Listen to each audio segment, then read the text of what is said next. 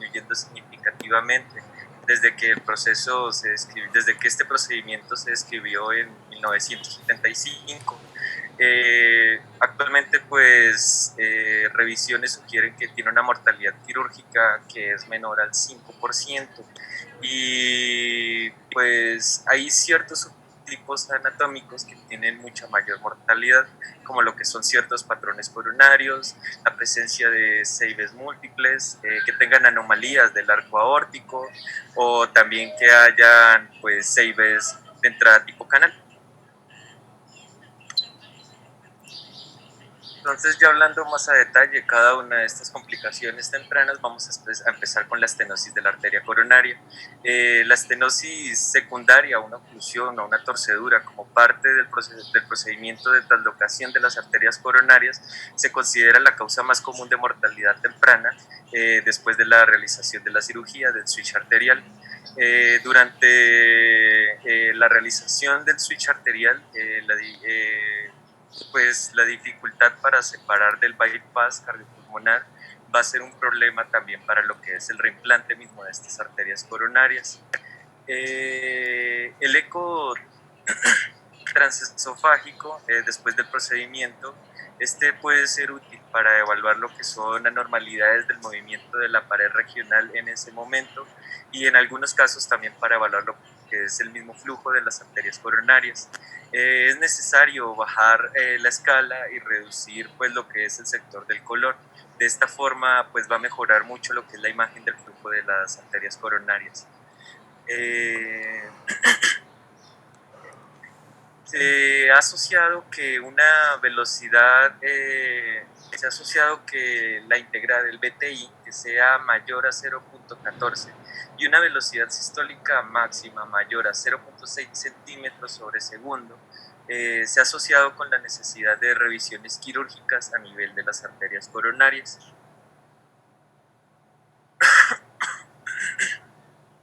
Entonces, en el posoperatorio inmediato se debe considerar como la estenosis o la oclusión de la arteria coronaria en cualquier paciente que encontremos con síndrome de bajo gasto, identificando en ecocardiográficamente que se acompañe con disfunción del ventrículo izquierdo significativa, especialmente cuando se observen anormalidades en el movimiento de la pared, como lo podemos ver en el video. En el video pues tenemos una vista paraesternal de eje corto, donde vemos pues lo que es el ventrículo izquierdo en un paciente que se operó después de un switch arterial. Entonces vamos a observar la discinesia segmentaria de la pared posterior del VI, que es donde están estas flechitas amarillas, lo cual nos va a sugerir una isquemia regional del miocardio, secundario pues a isquemia coronaria focal. Esto como complicación pues el procedimiento de la transferencia de las coronarias. En el eco transtorácico posoperatorio, también, como se observa en la imagen, es importante evaluar también el origen de las coronarias, de las neocoronarias. Generalmente pues van a tener un curso proximal donde la arteria coronaria derecha va a ir desde el seno anterior derecho y la coronaria izquierda va a salir del seno anterior izquierdo de la neoaorta. El flujo, al realizar un mapeo con un flujo color, también es importante para evaluar la permeabilidad de estas arterias coronarias, y de esta forma pues nos va a proporcionar una información cualitativa de lo que es el flujo a nivel de estos.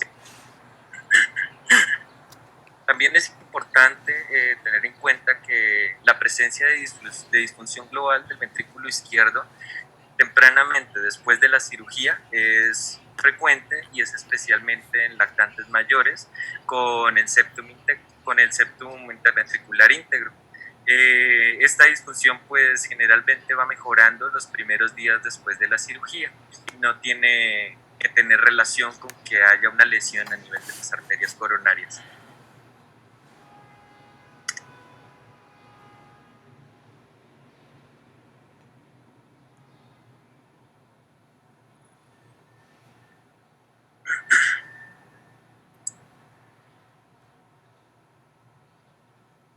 Como otra complicación tenemos lo que es la hipertensión arterial pulmonar.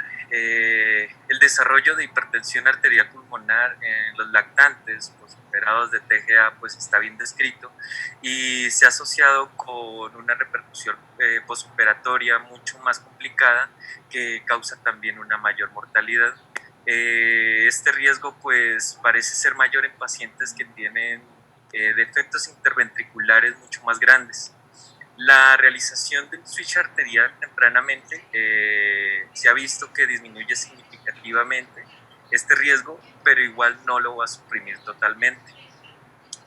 Otra causa, pues, menos conocida de hipertensión arterial que persiste en un paciente después de la realización del switch arterial es la presencia de circulación colateral aortopulmonar anormal.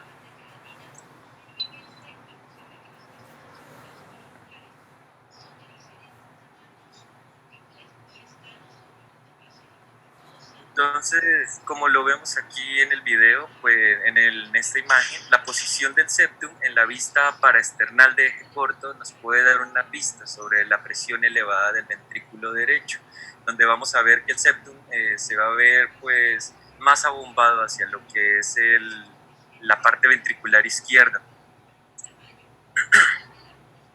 Igual la evaluación Doppler de las presiones del ventrículo derecho utilizando lo que es la insuficiencia tricuspidia o utilizando lo que es también el flujo a nivel de la CIB residual nos va a proporcionar una estimación pues un poco más precisa de la presencia y la gravedad de la hipertensión pulmonar.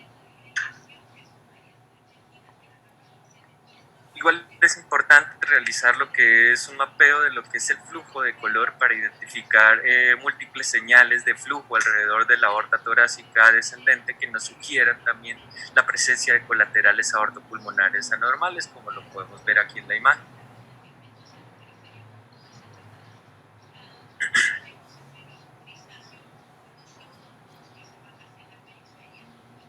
Otra complicación encontrada es la estenosis supravalvular y de las arterias pulmonares, tanto ya sea a nivel del tronco de la neopulmonar o a nivel de las ramificaciones.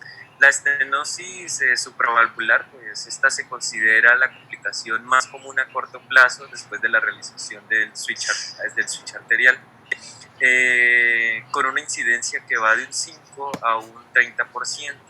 Y pues esto puede estar relacionado ya sea con una hipoplasia difusa de lo que es el tronco de la arteria pulmonar o por la presencia de una obstrucción discreta que sea secundaria a un estrechamiento a nivel de la línea de sutura en la anastomosis arterial. La arteria, pues la neopulmonar, a menudo parece estar levemente estrecha en comparación con lo que es la salida de la neoaorta, como se puede ver aquí en el video, donde se ve que es un poco más pequeña que a nivel de la neoaorta.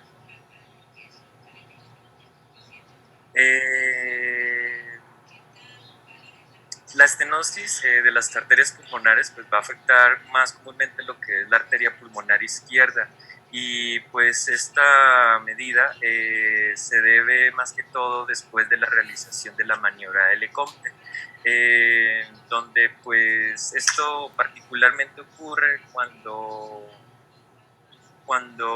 las arterias, cuando la relación de los grandes vasos se encuentra lado a lado. Igual vamos a ver que las anomalías del flujo de salida pulmonar van a ocurrir frecuentemente en múltiples niveles de obstrucción, ya como lo había dicho, puede ser tanto a nivel supravalvular o a nivel de la ramificación de las arterias coronarias.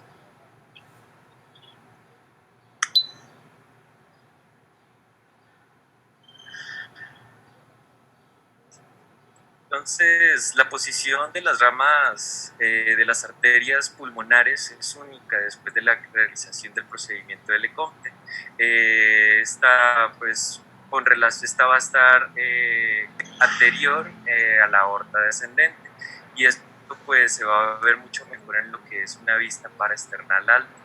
La vista sagital oblicua a nivel de subcostal y en el eje corto para external, nos va a demostrar mejor este tipo de obstrucción y ambas vistas pues, nos van a proporcionar un ángulo adecuado para realizar una adecuada interrogación de lo que es el Doppler pulsado o el Doppler continuo.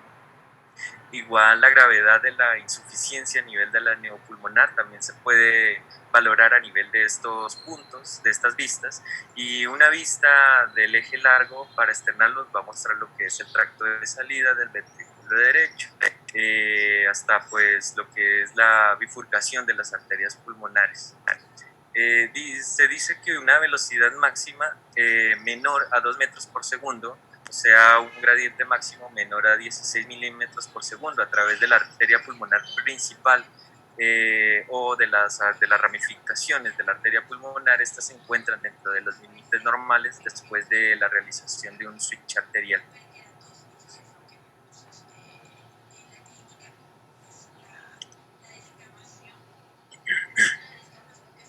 En cuanto a la estenosis supravalvular y la insuficiencia de la neoaorta, vamos a encontrar pues, que va a ser similar al tracto de salida del ventrículo derecho, a la evaluación de este tracto.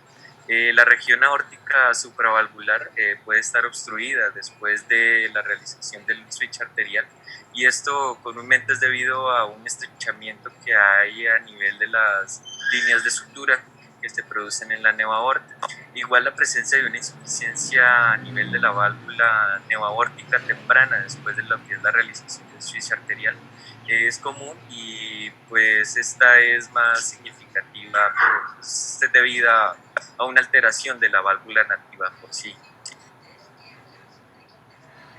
La evaluación de la región pues, aórtica se puede realizar pues, de mejor manera en una vista oblicua anterior en el subcostal, igual en una vista apical en 5 cámaras, y pues a menudo en estas la línea de sutura es mucho más visible, como lo podemos ver aquí en la figura y donde están las flechas.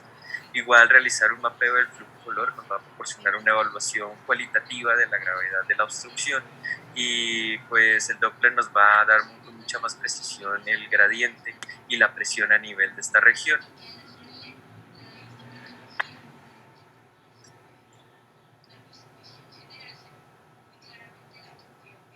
Eh, pues la realización del switch arterial junto con la traslocación de las arterias coronarias también va a tener consecuencias potenciales que requieren evaluaciones ecocardiográficas a largo plazo.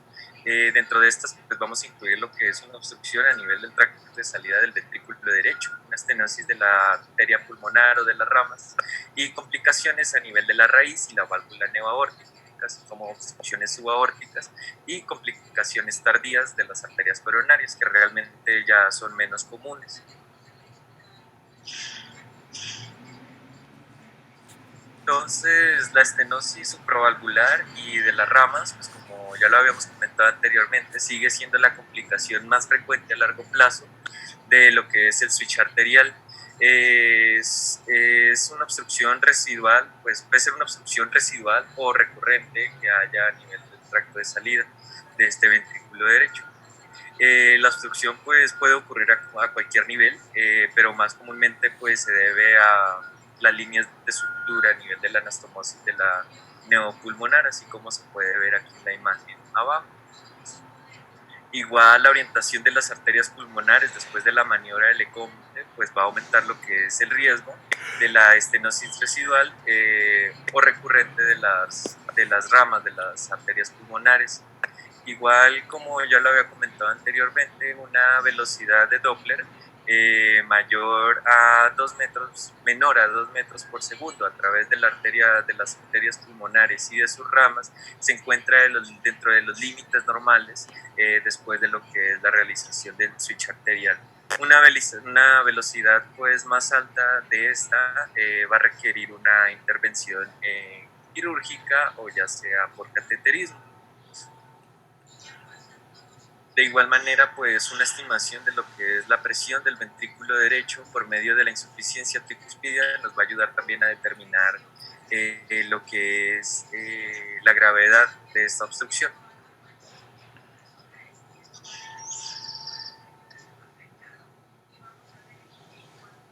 Otra dilatación tardía pues es la dilatación de la raíz aórtica y la insuficiencia valvular. La dilatación de la raíz aórtica puede ser progresiva y este es un hallazgo tardío comúnmente identificado después de la realización del switch arterial. Aunque la morbilidad es significativamente baja, se han identificado factores de riesgo para la dilatación de la raíz aórtica, como lo que es la realización de un bandaje de la arteria pulmonar previo a la segunda etapa de la cirugía. Pues como ya sabemos, la medición del diámetro de la raíz aórtica se va a medir en el eje largo paraesternal durante la sístole del borde interno a borde interno, básicamente así como se muestra en la figura. También se han observado pues, la presencia de insuficiencias valvulares neoaórticas en estos pacientes. La insuficiencia grave parece ser rara. Hasta ahora pues corresponde del 1 al 2% de todos los pacientes que se les ha realizado el switch arterial. Y pues más o menos esta cantidad ha tenido una alteración hemodinámica importante que requiera alguna intervención quirúrgica. La intervención quirúrgica para la insuficiencia valvular neoaórtica es pues inusual, representando solo el 12% de todas las operaciones después de la realización del switch arterial. Igual las vistas apicales de 3 y 5 cámaras y la vista también del eje paraesternal largo y corto nos va a demostrar de mejor manera lo que es la insuficiencia a nivel de la válvula aórtica, como lo podemos ver ahí en el video. Los patrones pues, de flujo aórtico, tanto por Doppler como por flujo color de la vena contracta, pues nos van a ayudar a proporcionar una evaluación semi-cuantitativa del grado y la progresión que ha tenido esta insuficiencia valvular de la neoaorta a través del tiempo. Igual una inversión diastólica del flujo en la aorta abdominal nos va a sugerir la presencia de una insuficiencia grave. Como también nos puede sugerir la dilatación o disfunción del ventrículo izquierdo, que estos pues ya son factores importantes para tomar la decisión de operar la válvula neoaórtica.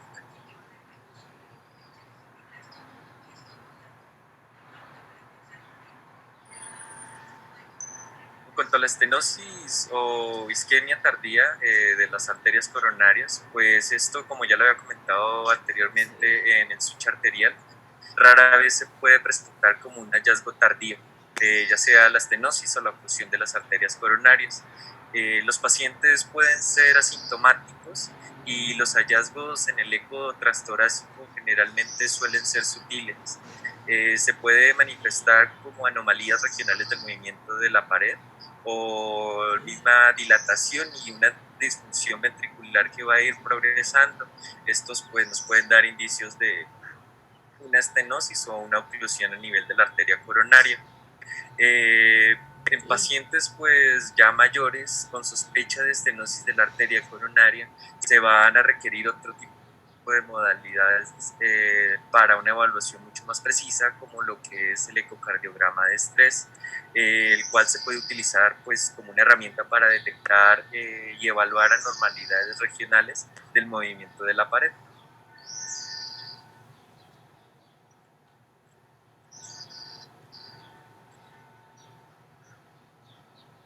Ya hablando de lo que es el switch atrial, pues el switch atrial ya pues en esta era se usa muy poco y pues este ha sido reemplazado casi por completo por el switch arterial. En raras circunstancias es donde está indicado y es cuando la transposición de grandes arterias se diagnostica tardíamente o cuando la presión del ventrículo izquierdo ha caído a los niveles de la arteria pulmonar, pues lo que resulta en que es un ventrículo izquierdo que no se encuentra preparado para servir como una bomba sistémica. En algunas partes, en algunos hospitales, se realiza el procedimiento de lo que es el bandaje de la arteria pulmonar para preparar el ventrículo izquierdo previo a la realización del switch arterial, pero pues otras instituciones ya eligen de una vez realizar lo que es el switch atrial en esta población de pacientes. Igualmente también se usa cuando se considera que la anatomía de las arterias coronarias es un riesgo demasiado alto para lo que es la realización del switch atrial. Entonces, los elementos claves que tenemos que tener en cuenta al momento de la evaluación ecocardiográfica va a ser una evaluación de todo lo que es el sistema venoso, el bafle venoso, evaluación de lo que es el sistema venoso pulmonar, igual lo que es la evaluación de la válvula tricúspide, que en este caso va a ser la válvula sistémica, y de igual manera valorar su función. Una evaluación de lo que es la válvula mitral, valorar lo que es la función con una estimación también de la presión sistólica del ventrículo izquierdo. Una evaluación de la función y el tamaño del ventrículo derecho y el ventrículo izquierdo, igual hacer una evaluación del tamaño y localización de seibes residuales si es que se encuentran presentes en este momento, y evaluación y función de la válvula, tanto la neopulmonar, tanto la pulmonar como la aórtica.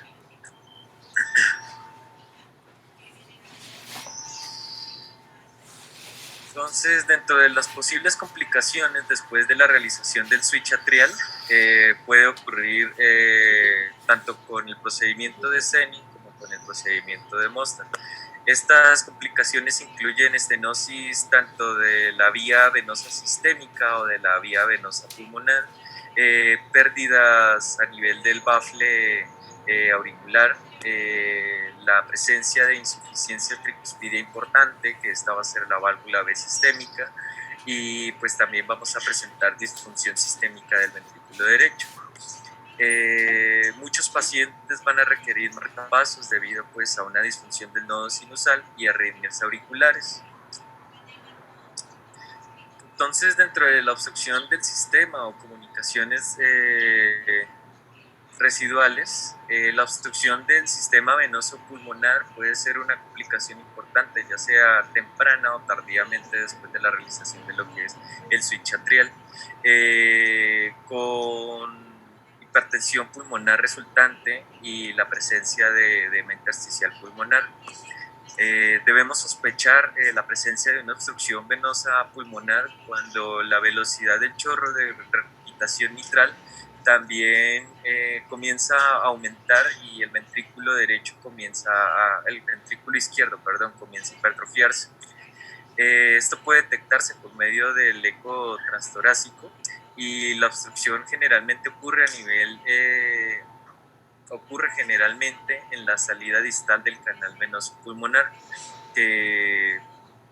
y ocasionalmente pues va a requerir lo que es una evaluación transesofágica para delinear lo que es la región, para delimitar mucho más precisamente dónde es que se encuentra este sitio de la obstrucción.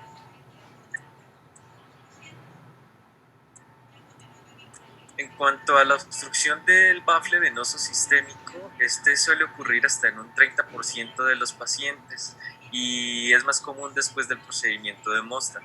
La extremidad superior del bafle tiende a ser más pequeña que la extremidad inferior. Ya esto es debido a que el tabique secundario que pasa por ahí puede bloquear parcialmente esta vía. Esta obstrucción, también la obstrucción del bafle de la extremidad superior, puede ocurrir en asociación también con cables de estimulación transvenosa colocados en la extremidad superior del bafle, como lo podemos ver aquí en la primera imagen, la imagen A, donde se observa la presencia de dos cables. El riesgo de obstrucción de la extremidad inferior es mucho menor, esto debido a que la vena cava inferior generalmente es un vaso de mucho mayor calibre que el de la vena cava superior. Entonces, aquí, como ya les había comentado en estas imágenes, un eco transesofágico, la primera imagen, la de la izquierda superior, es una vista en 4 cámaras esofágicas a 0 grados, donde vamos a demostrar pues la extremidad superior del canal venoso sistémico. Se va a observar pues la presencia de dos cables de estimulación vistos que se encuentran dentro del canal y que estos nos van a causar aquí una pequeña obstrucción a nivel de esta parte.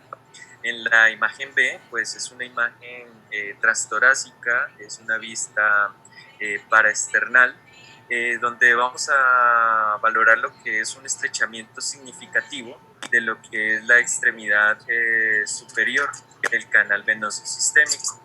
También se puede ver lo que es la extremidad inferior, donde se observa de mucho mayor calibre. Y en la siguiente imagen, que es la del Doppler, entonces esta es un Doppler que se le realizó en la extremidad superior del canal venoso, donde vamos a demostrar que el flujo inicialmente no regresa a la línea de base y se calcula un gradiente medio de 10.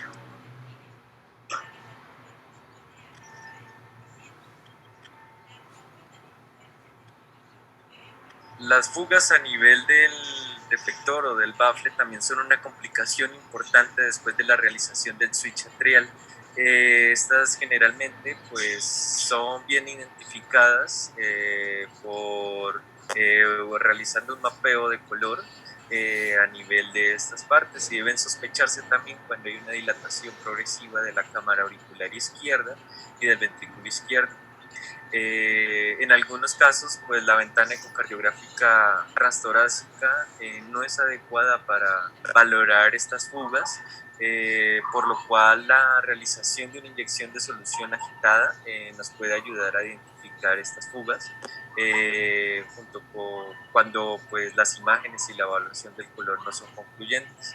Además, pues el eco transesofágico es una herramienta muy importante que nos puede ayudar para la evaluación de estas partes.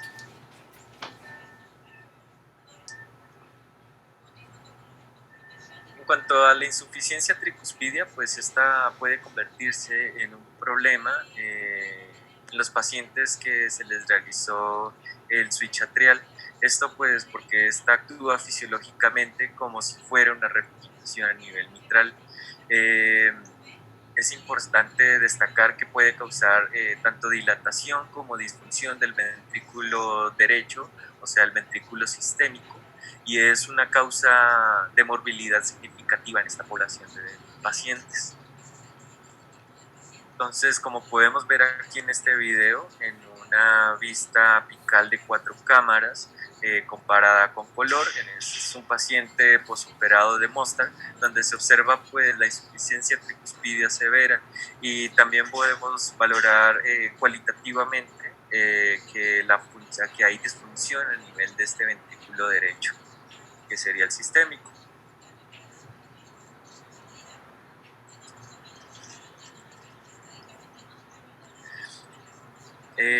Pues el ventrículo derecho tiene un mayor riesgo de falla en la población que se le realizó lo que es el switch atrial. Esto se cree que es porque este ventrículo derecho pues se cree que va a desarrollar esta disfunción ya debido a que su anatomía no está diseñada para manejar lo que son presiones sistémicas durante toda la vida. Después de que ya.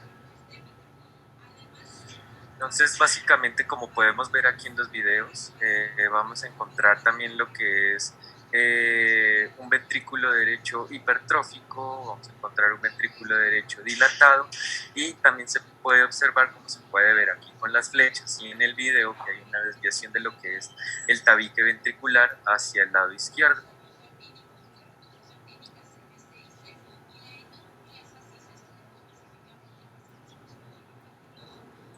Entonces, ya para resumir, dentro del protocolo para la evaluación ecocardiográfica posoperatoria después de la realización del switch atrial, encontramos que pues el subcostal vamos a valorar estructuras como lo que es el extremo inferior del sistema venoso, tanto la vena cava inferior, vamos a valorar lo que es el sistema venoso pulmonar. Aquí pues tenemos que hacer una evaluación si hay obstrucciones a nivel del bafle o si hay fugas. En la vista apical pues vamos a valorar, vamos a ver lo que son las válvulas auriculoventriculares, vamos a determinar lo que es la función ventricular y pues también podemos valorar lo que es el bafle venoso pulmonar y el sistémico. De esta manera pues hacer una evaluación de los baffles, igualmente buscando datos de obstrucción o de fugas, también una evaluación de lo que es la hipertensión arterial pulmonar por medio del jet de insuficiencia mitral. En el paraesternal eje largo, igual vamos a valorar lo que es la vena cava superior, el sistema venoso, el bafle de todo el sistema venoso. Vamos a valorar la función ventricular y los tractos de salida para ver también que no hayan obstrucciones a nivel de estos tractos de salida y valorar también la función de las válvulas biliares. En el eje corto, pues vamos a ver lo que es el bafle venoso pulmonar, función ventricular también y valorar también tractos de salida. En el supraesternal, pues podemos valorar lo que es la vena cava superior proximal, las ramificaciones de las arterias pulmonares, el arco aórtico. En la imagen trasesofágica, en un 4 cámaras esofágico medio, vamos a valorar lo que es el bafle de las venas pulmonares, válvulas auriculoventriculares y valorar la función ventricular. En esta vista pues podemos valorar lo que son obstrucciones, lo que son fugas y igualmente valorar lo que es hipertensión pulmonar por medio de la insuficiencia mitral. En un esofágico medio a 90 grados podemos valorar lo que es el sistema venoso del bafle y pues tractos de salida. Y en un transgástrico pues vamos a valorar lo que es función ventricular y el sistema venoso del bafle, en especial la vena cava inferior.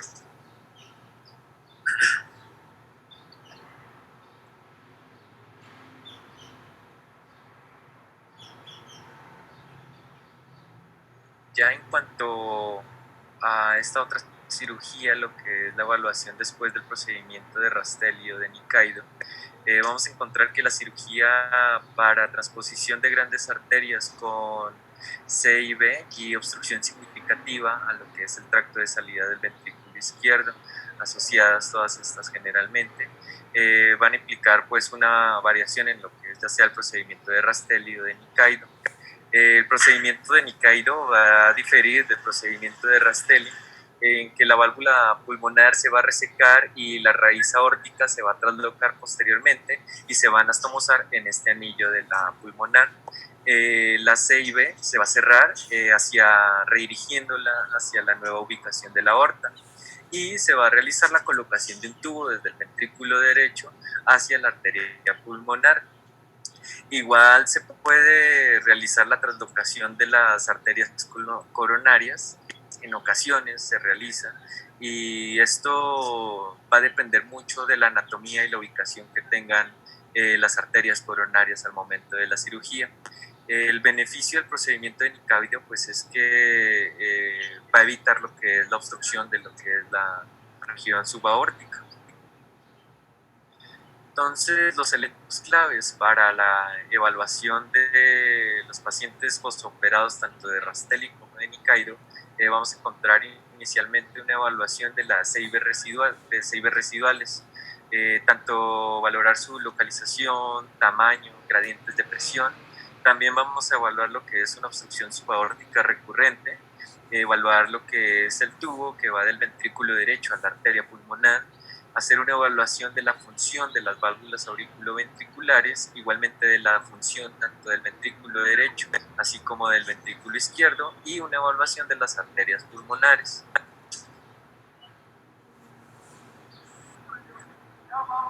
Las secuelas tempranas después de alguna de estas cirugías generalmente van a estar relacionadas con obstrucción en lo que es el parche interventricular. Esto pues puede ser secundario a una CIB ya sea restrictiva o a que el túnel del parche sea estrecho hacia la raíz aórtica. La presencia de CIB residuales también es común pues debido al complejo posicionamiento del parche, y pues el tubo que va desde el ventrículo derecho hacia la arteria pulmonar se considera que tiene una vida, una longevidad limitada en los lactantes y en los niños pues pequeños, esto debido a la falta de crecimiento del mismo y la estenosis o una insuficiencia progresiva que pueda presentar este tubo. En algunos casos, pues la realización de la maniobra de Lecomte se realiza pues casi siempre en asociación con la cirugía de Nikaido, y pues en este caso es donde hay que evaluar lo que son estenosis de la arteria pulmonar. No, abajo. Entonces, la presencia de CIB residuales es una complicación posoperatoria que se considera relativamente frecuente en los procedimientos tanto de Rastelli como de Nicavito. Por lo general, pues son defectos pequeños y no van a afectar en nada el resultado. Ocasionalmente también se van a producir defectos intramurales. Esto pues es debido a que el parche que va de la CIB se une a trabeculaciones en vez de unirse a lo que es la pared del ventrículo derecho en sí, y pues va a ocasionar esta comunicación interventricular residual. Los defectos intramurales, pues se comenta que pueden aumentar de tamaño con el tiempo y se asocian con morbilidad, con mayor morbilidad y mortalidad postoperatoria. Por lo tanto, pues es importante el reconocimiento de este tipo de CIBs, y también pues si se encuentra alguna CIB residual, es importante para valorar lo que es el gradiente de presión a nivel de este defecto y de esta manera pues estimar la presión del ventrículo derecho.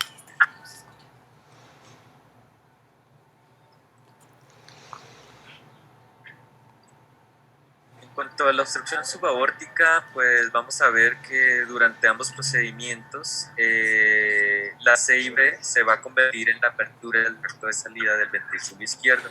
En algunos casos, la CIB va a requerir un agrandamiento para lograr un flujo sin obstrucciones desde el ventrículo izquierdo hacia la aorta.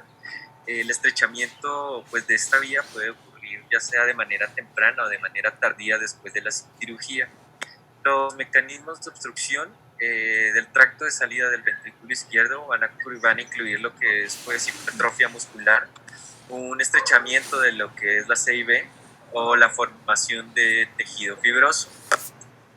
La obstrucción subaórtica pues, es más probable en el procedimiento de Rastelli que en el procedimiento de Nicavito. Igual, pues la valoración por medio del Doppler nos va a ayudar a determinar la gravedad y también la ubicación de esta obstrucción residual.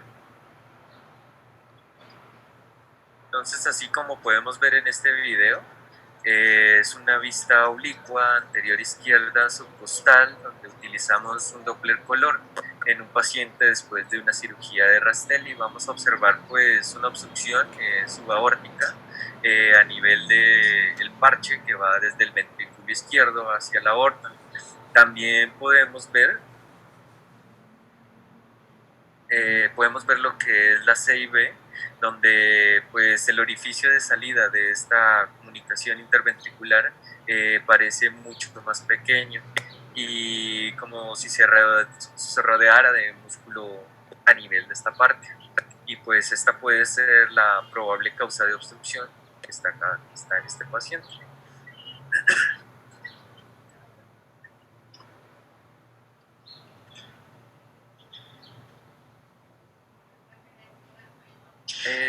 La disfunción pues, del tubo que conecta lo que es el ventrículo derecho a la arteria pulmonar, pues inicialmente recordar que estos tubos típicamente están hechos de materiales de un injerto pulmonar o aórtico, pero también se pueden utilizar materiales protésicos. Estos tubos tienen una esperanza de vida de 3 a 10 años y van a depender mucho del tamaño del paciente, la posición en la que se haya puesto el tubo y también el desarrollo de calcificaciones. Muchos tubos pueden incluir una válvula que se va a ir desgastando con el tiempo, lo cual va a ir resultando en una insuficiencia pulmonar clínicamente importante o también en una estenosis a nivel de esta pulmonar. El reemplazo de estos tubos durante la infancia es con frecuencia pues inevitable, y especialmente cuando esta cirugía se realiza cuando la primera operación se va a realizar en el periodo neonatal. La obstrucción pues puede ocurrir en cualquier lugar a lo largo de lo que es el tubo, o pues igual el tubo puede volverse difusamente pequeño a medida que el paciente va creciendo. Las medidas precisas para valorar la estenosis de este tubo en ocasiones son difíciles de valorar por ecocardiografía Doppler.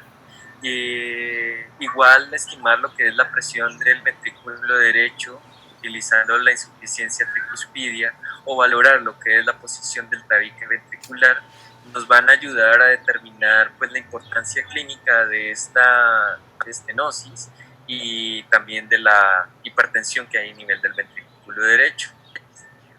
La insuficiencia a nivel de este tubo a menudo pues es grave, y en algunos casos pues puede producir lo que es dilatación y disfunción del ventrículo derecho.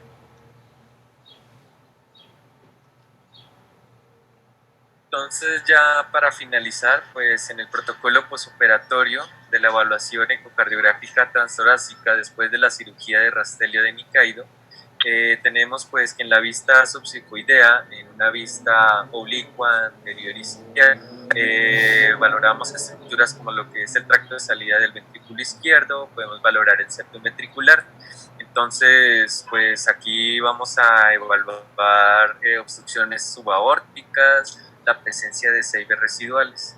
En un corte sagital subcostal también podemos valorar lo que es el tracto de salida del ventrículo derecho, y de esta manera pues valorar lo que es una disfunción del tubo o también insuficiencias a nivel del tubo. En cuanto a la vista apical de 4 cámaras, pues vamos a evaluar lo que es las válvulas auriculoventriculares, valorar función ventricular. También nos permite evaluar lo que es la presión sistólica del ventrículo derecho por medio de la insuficiencia tricuspidia. Y en un 5 cámaras pues podemos evaluar lo que es el tracto de salida del ventrículo izquierdo, valorando lo que son obstrucciones a nivel subaórtico. En los paraesternales, en el eje largo, vamos a ver el tracto de salida del ventrículo derecho. También podemos ver el tracto de salida del ventrículo izquierdo, lo que nos va a permitir pues evaluar obstrucciones de estos dos tractos, y también disfunción o insuficiencias o disfunciones del mismo tubo a nivel del ventrículo derecho. Y en el eje corto, pues vamos a encontrar lo que es el tracto de salida del ventrículo derecho y las arterias pulmonares. Entonces nos va a ayudar igualmente a valorar lo que es disfunción del tubo o insuficiencia a nivel del tubo, y si hay la presencia de estenosis de las arterias pulmonares. Y ya.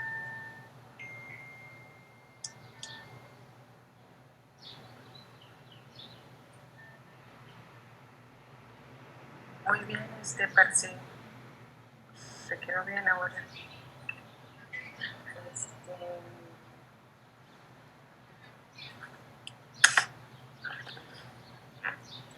¿Qué te quería decir?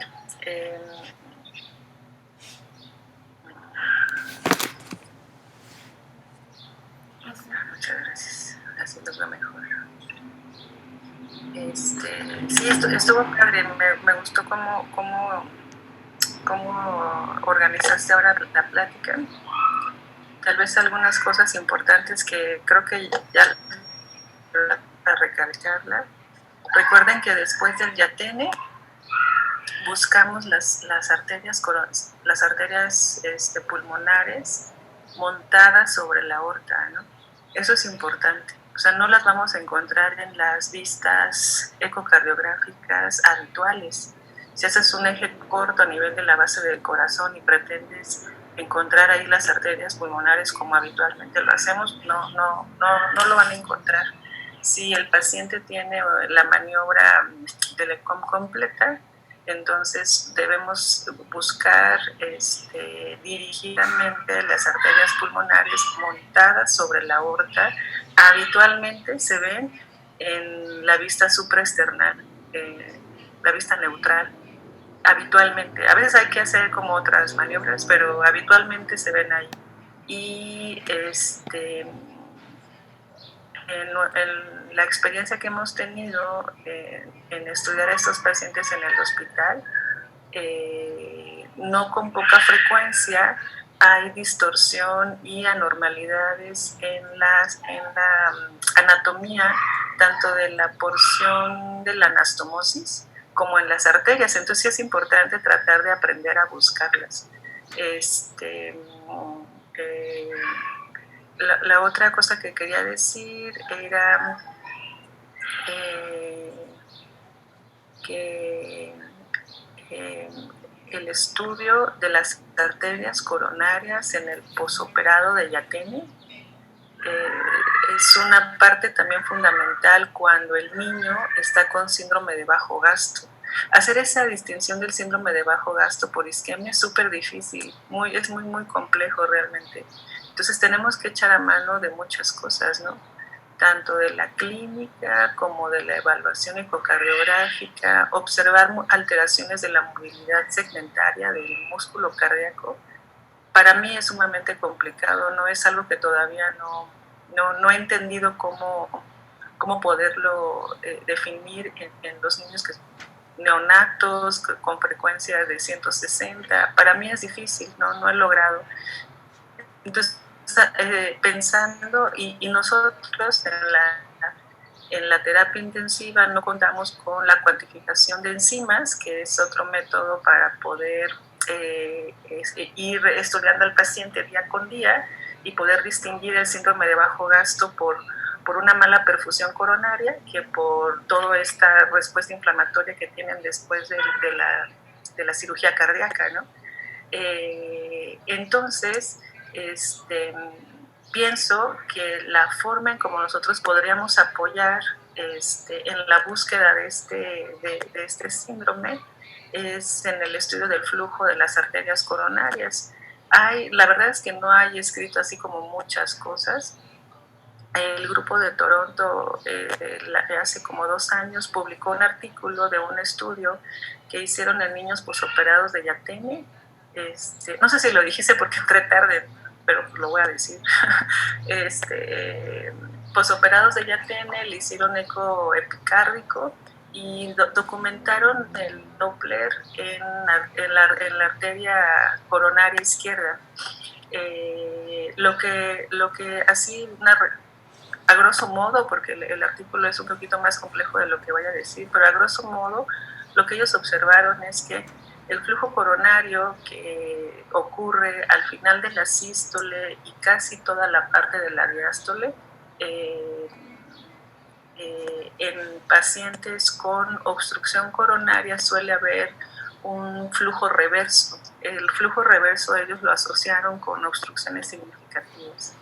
Y el grupo de Boston, no me acuerdo si fue Boston o quien publicó un tiempo un poco más atrás, ellos documentaron velocidades, cuando la integral de velocidad-tiempo en el flujo coronario es anormal, si mal no recuerdo, mayor a 1.17 centímetros por segundo, también ellos consideran anormal. No es una regla, yo creo que todavía eso no está bien definido, pero a mí me encantaría poder hacer un estudio de una correlación entre el flujo coronario y las manifestaciones clínicas del paciente que se opera de Yateni. También me gustaría decir que cuando los pacientes van a Mostard, difícilmente vemos en el GIM, pero Mostard sí. En el Mostard, considerar que las obstrucciones de los túneles sistémicos, es decir, los túneles de las cavas, es anormal encontrar una velocidad de 6 milímetros de mercurio o más, ¿no? Un gradiente medio de 6 milímetros de mercurio o más, eso es anormal. Yo sugeriría que cualquier túnel venoso traten de utilizar la inspiración profunda en los pacientes para aumentar el retorno venoso y desenmascarar velocidades altas, porque tal vez en reposo pueden no encontrarlas. Y el túnel de las venas pulmonares, la obstrucción se considera cuando el gradiente medio es mayor a 4, ¿no? Ahí es un poquito menos tolerante. Fugas es importante, hay fugas significativas que van a causar insuficiencia cardíaca, entonces hay que documentarlas, no es sencillo, pero solución salina agitada resuelve muchos problemas, entonces cuando sospechen, un poquito de agua y listo. ¿Qué más quiero decir? Creo que solo, no sé si la doctora Rosario tenga algún comentario, o ustedes alguna pregunta. Yo nada más acerca de las obstrucciones, recordar que pueden ser, que es un proceso que puede ser evolutivo, ¿no? O sea, el hecho de que en un estudio previo no hayamos encontrado obstrucción en un paciente posoperado de switch atrial, no quiere decir que eso ya lo hayamos descartado, sino que siempre en cada estudio hay que buscarlo de manera intencionada, porque puede ser un proceso evolutivo que se vaya desarrollando con el paso del tiempo, ¿no? O sea, que haya deformación ahí de las suturas y que haya obstrucción de manera más tardía. Entonces, siempre, aunque tenga ya muchos estudios el paciente, siempre debemos de buscar de manera intencionada la obstrucción de los túneles y también las fugas, ¿no? Sobre todo, como ya comentó Jorge, cuando hay dilatación auricular, ¿no?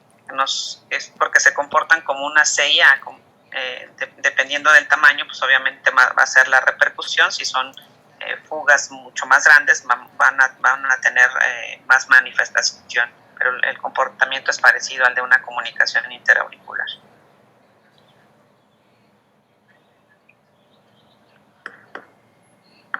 Muy bien.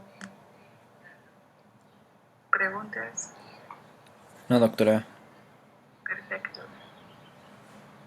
Listo. Igual felicitarte, Jorge, porque la verdad ahora sí hiciste una bastante buena revisión y lo estructuraste bastante bien la presentación.